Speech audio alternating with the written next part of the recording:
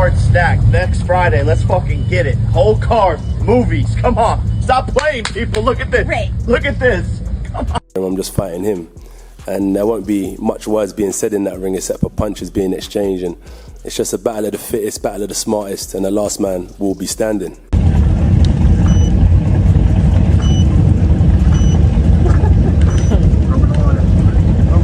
Breaking news in the boxing world as Anthony Joshua's latest face-off leaves Jake Paul visibly shocked and rattled. The sheer presence and new buildup of Anthony Joshua shows he's on another level, and Jake Paul looks completely outmatched in this showdown.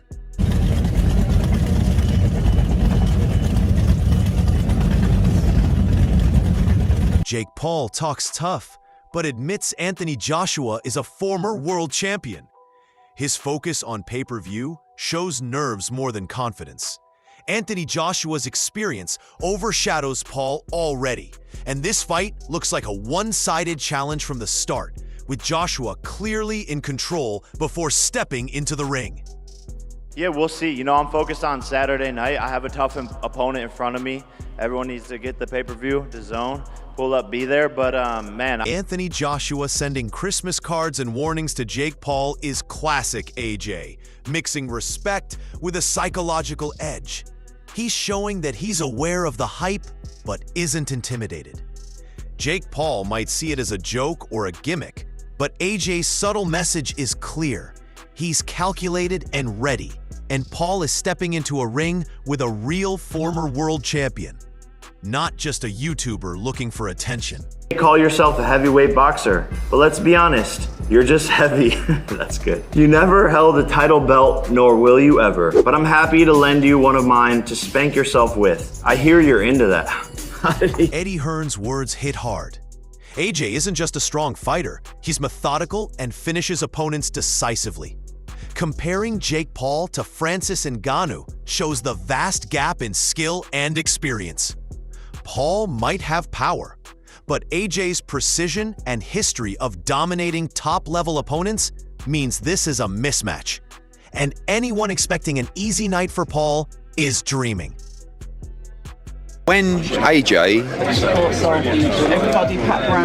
I mean, decapitates a strong word, but you know, when he renders Jake Paul unconscious like he did to Francis Ngannou, don't then say, "Oh, well, it was Jake Paul." Do you know what I mean? I mean, when AJ beat Francis Ngannou, Ngannou just had a fight that could have gone either way with Tyson Fury. Then AJ. Moses Itauma's take is brutally honest.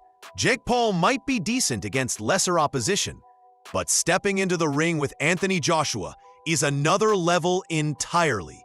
AJ's Olympic pedigree, championship experience, and sheer power make him a mountain for Paul. Luck won't save Jake in this fight. Preparation and raw talent alone cannot match the skill and mindset of a former world champion like Joshua. You know, I actually think he's a decent boxer, but they're not on the caliber of obviously Anthony Joshua, but David Hay highlights the insanity of this matchup perfectly. Jake Paul is stepping into a world far beyond YouTube fights. AJ doesn't need to try to dominate. A single serious punch could end the contest. Paul's team might believe in an upset, but underestimating Anthony Joshua's focus and power is a dangerous gamble, and the consequences could be severe. David, do you think people are underestimating how dangerous this fight is? My initial thoughts was this is craziness, this is madness, you know, Jake Paul's going to get hurt. As time's gone by, I'm start thinking, okay, now that initial shock is gone and the fight is taking place, if I'm Jake Paul, why am I taking the fight? What's the point of me putting myself in such harm's way? If Anthony Joshua's ever going to fight terribly, it's going to be against someone he completely overlooks, someone he doesn't believe deserves to be in the ring with him. All it takes is one shot, and I think Jake Paul and his team believe what they've got is enough to somehow pull off one of the biggest upsets in the history of boxing. Roy Jones Jr. lays it bare. Jake Paul is out of his depth. AJ is a veteran, a world champion who knows how to finish fights. Paul may have some skill and power, but against someone of Joshua's experience and ability to read a fight, he has no real chance. AJ will expose him immediately. Big news also this past week, AJ versus Jake. I mean, everyone's been calling for Jake to fight a real fighter. What do you think? And Jake gonna fight a real fighter, and if the real fighter fights like a real fighter, then Jake gonna take a real nap. AJ, he showed you with Ngannou. He ain't one of these guys that just go pick out streets and say, oh, I'm gonna fight AJ. No. AJ is an Olympian. AJ is a former world champion. AJ is not two-time world champion. AJ is nothing to play with. So when you go in with AJ, have your mind right, cause if you can't take it, he gonna find out. Were you surprised when you heard about that? No, I was not. So you think he's going to knock him out, though, AJ? He's going to definitely knock him out. Because, I mean, don't get it wrong. Jake's smart, and Jake does have the power. If he can catch him first, he knows if he can catch AJ first, he can get AJ out. But he don't catch AJ first. Just like Ngannou couldn't catch him first. AJ been boxing a long time. AJ better than they give him credit for. Amir Khan perfectly explains the mismatch. AJ has everything to gain and nothing to fear, while Jake Paul risks serious damage. This isn't about fun. It's about business and reputation. Paul's hope relies on one miracle punch, but Joshua's experience and power make that nearly impossible. This fight heavily favors AJ in every sense. But AJ by knockout, brutal knockout. Nakisa is making a big mistake putting Jake Paul in a fight like this because he's gonna want to see him get hurt. I mean, these guys are going for the money, where really, you know, he has a life after boxing as well. Let's hope he comes out the ring in one piece. Could I ask you individually, why are they doing this? So start with AJ, why is he doing this? AJ, if I was AJ, I'd do the same thing, because at the end of the day, you're fighting a YouTuber, and why not? I mean, getting paid millions and millions of pounds. And why is Jake doing? Jake's just doing it for probably the fan following. Maybe he wants to get the boxing audience. But look, who knows? I mean, anything can happen in boxing. One punch can change the fight, but I just don't think he has that one punch to change the fight. It's just does Jake Paul. Johnny Nelson is brutally straightforward here. Anthony Joshua has the skill, power, and ring IQ to completely dominate Jake Paul. There is no reason to let Paul see the later rounds. AJ can control, punish, and finish him early. The suggestion that Paul might survive is almost laughable. Nelson highlights the mismatch clearly, reminding fans that Joshua's championship experience is far beyond anything Paul has faced, and this fight is more about a professional teaching a dangerous lesson than a competitive bout. Paul entering the ring is stepping into a world-class storm. Unless he's torturing him all the way through. I keep saying it. I've thought about it. I'm like, you know what? AJ shouldn't let this boy last. Duke McKenzie's words are a warning and a confirmation of AJ's power. If Joshua lands a serious punch, Paul could be in real trouble. The health risks for Paul are obvious, yet the commercial pressure makes this fight inevitable. AJ's strength, technique, and experience guarantee he's far superior. This isn't a typical matchup. It's a calculated business fight that heavily favors Joshua. McKenzie's concern underscores the danger Paul is putting himself in. From a fan perspective, it's thrilling to watch, but there's a serious reality to AJ's ability to end this fight at any moment. If Anthony Joshua goes into this fight with Jake Paul on a serious level and catches Jake Paul with a serious punch, he will do far more damage than that. So from a health and safety perspective, I hope the fight doesn't happen. But from a commercial perspective, the fight has to happen because this fight generates... Derek Chisora nails the truth. This should be over before it starts. AJ doesn't need to try to dominate. He will control the fight from the opening bell. Paul's attempts to make this competitive are wishful thinking. Joshua's experience, power, and discipline in the ring are on another level, meaning the outcome is predictable. Fans shouldn't expect a dogfight. They should expect AJ to assert his dominance and remind everyone why he is a former world champion. Chisora's insight emphasizes the inevitability of Joshua asserting his authority early and leaving no doubt about his superiority. Easy fight for him. And I think this should be laid to rest because I don't think AJ's going to go in and try and pat. AJ's going to smoke. Adam Smith raises a tactical point that adds intrigue. AJ could end the fight at will, but he might pace himself due to a 14-month inactivity.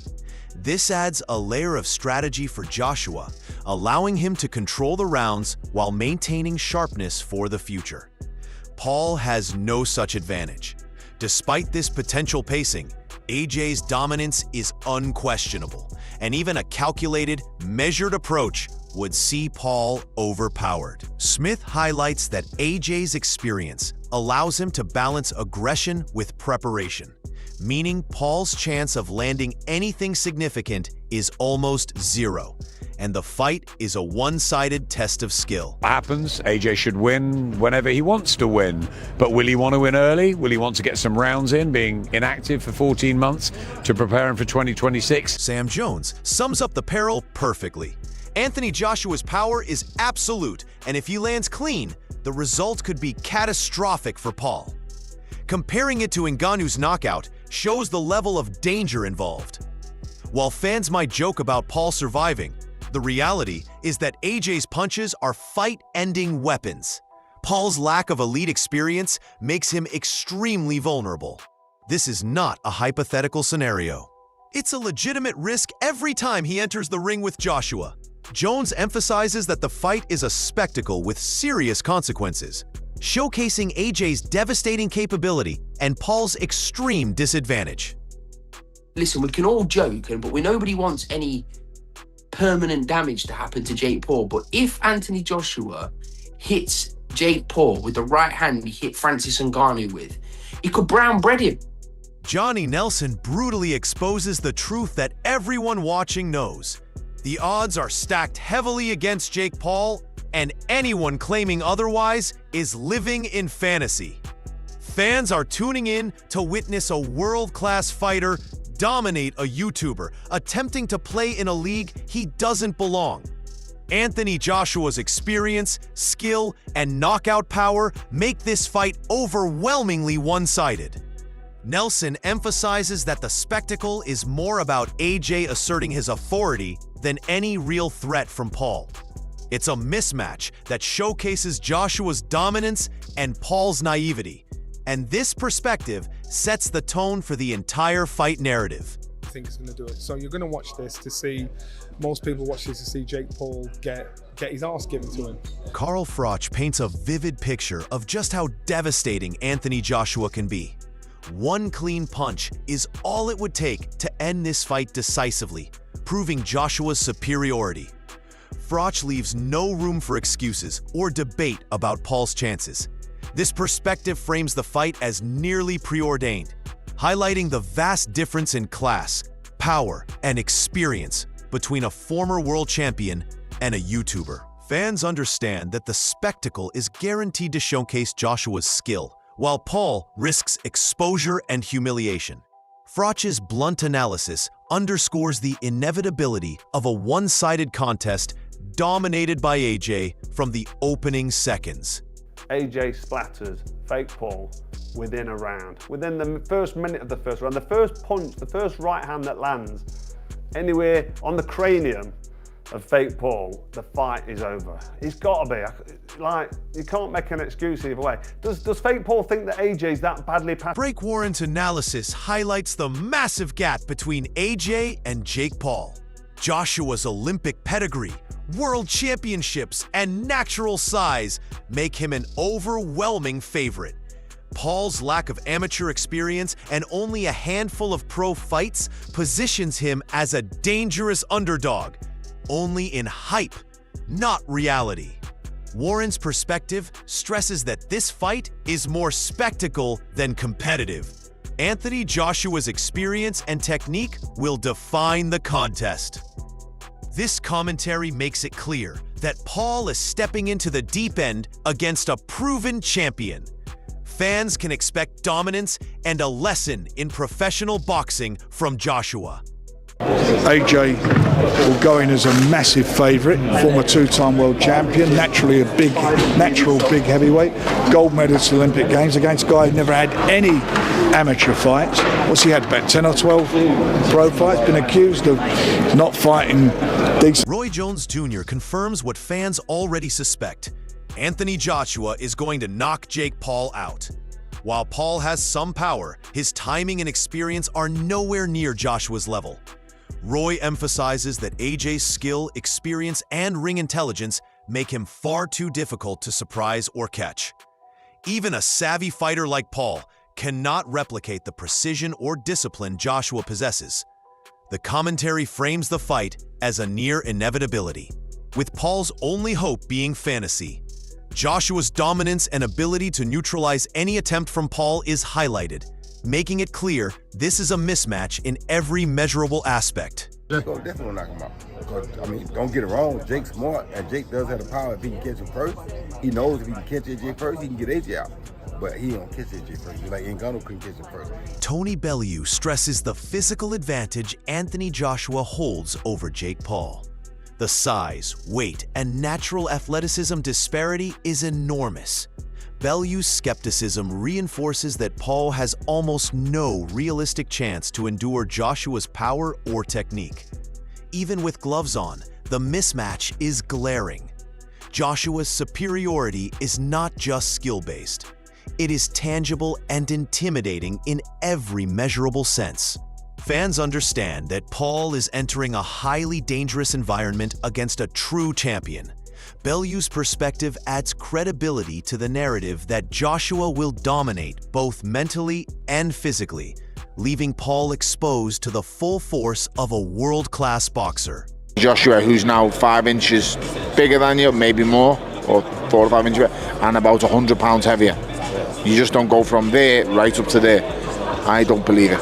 And I won't believe it until the two of them got 10-ounce gloves on in a boxing ring. Because if Anthony Joshua puts 10-ounce gloves on and gets in a boxing ring and Jake Paul is in the other corner, this won't last long. Deontay Wilder cuts to the heart of the issue. Jake Paul has never faced a true professional of Anthony Joshua's caliber. Previous fights against entertainers or untested opponents were almost meaningless, and Wilder is skeptical about Paul's chances. Calling it scripted underlines the belief that this fight is heavily in AJ's favor. Joshua's experience, preparation, and elite skill set make him vastly superior. And fans can expect the fight to unfold as a showcase of AJ's dominance. Wilder's insight emphasizes that Paul is entering unfamiliar territory, facing the harsh reality of professional boxing against a former world champion.